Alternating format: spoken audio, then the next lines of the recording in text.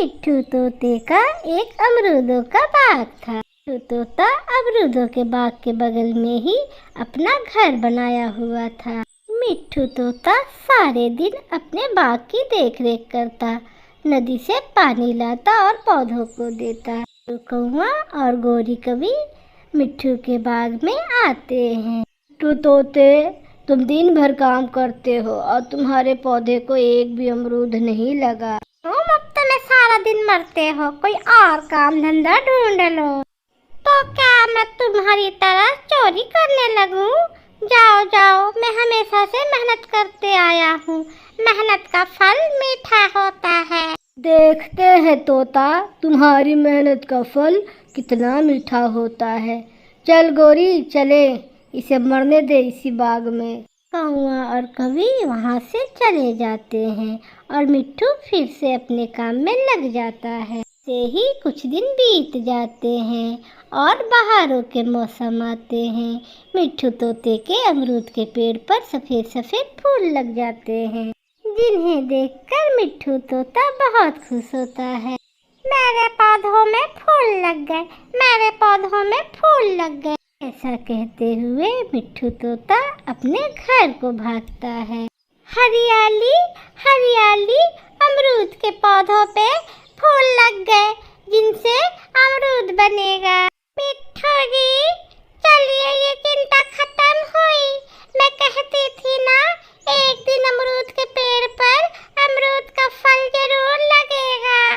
कुछ ही दिन बीते थे कि वो सफेद फूल बड़े बड़े अमरूदों में बदल जाते हैं। कुछ अमरूद पक गए थे और कुछ कच्चे थे। मिट्ठू तोता अपने बाग से पके पके अमरूद तोड़ता है और उन्हें मंडी ले जाता है बेचने के लिए। जंगल के रास्ते में जहाँ से तोता अमरूद लेके जा रहा था, वहाँ अमरूद की खुशबू ही खुशबू फैल जाते हैं। हेलो, ये अमरूद की खुशबू ही खुशबू कहाँ से आ रही है? बाहर जाके देखो, कोई अमरूद लेके जा रहा होगा। गोरी बाहर निकलती है। कालू, कालू जी सुनो, वो मिट्ठू तोता अमरूद लेके जा रहा है, उसका अमरूद पक गया है और हमें पता ही नहीं। तुम चिंता ना करो गोरी, रात में वो बाग हमारा हो जाएगा।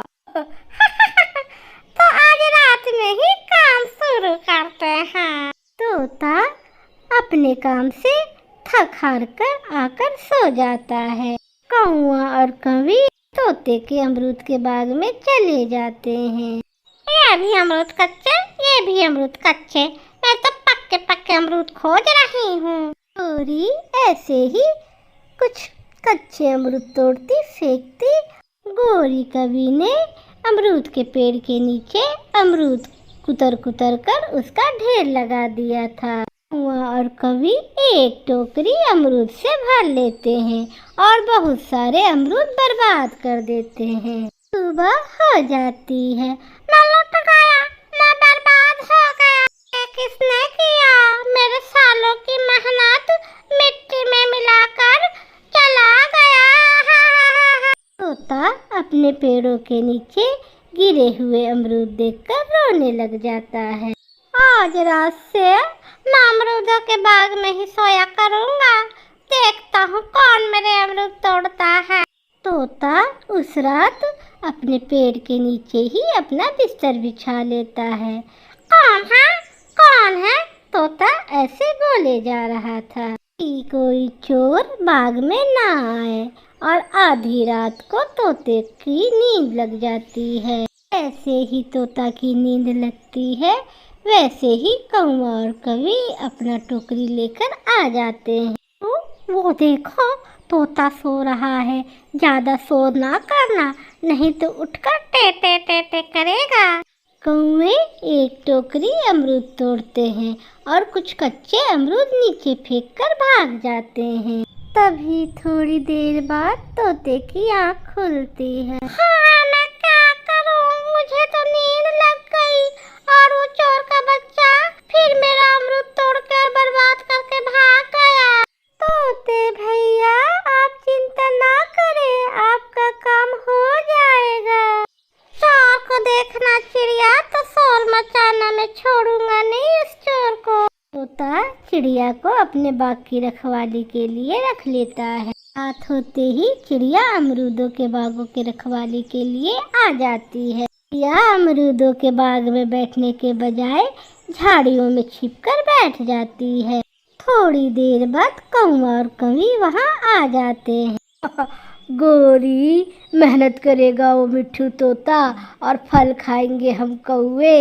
चिड़िया अपनी झाड़ियों से निकलकर बाहर आती है। और मार भी खाएंगे दोनों कौवे। चोर चोर, चिड़िया इस तरह हल्ला मचाती है। चिड़िया मरवाएगी क्या? चुप हो जा।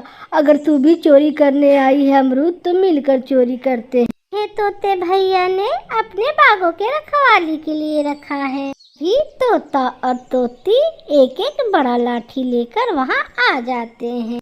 अगर भागने की कोशिश की तो तुम दोनों का सर में इस लाठी से फोड़ दूंगा। फिर कब तक चोरी करते? एक दिन तो पकड़ाना ही था। भाई, तोते भाई, मुझे बहुत भूख लगी थी, इस चलते बस 2 ही अमरूद लिए हैं तुम्हारे बाग से। काली कवि तो हमेशा झूठ बोलती है और चोरी करती है। ऐसा बोलकर तोता और तोती कौवा और कवि को मारने लगते हैं। आओ बचाओ गोरी। अरे कालू, तुम मुझे बचाओ, मैं भी तो पिट रही हूँ। तरह चिड़िया और तोता और तोती कौवा कवि को सबक सिखाते हैं। कौवा और कवि कभी उस बाग में ना जाने की कसम खाते हैं और वहाँ से भाग जाते हैं। प्यारे दोस्तों, इस कहानी को लाइक, सब्सक्राइब, शेयर और कमेंट करना बिल्कुल ना भूलिएगा। आपका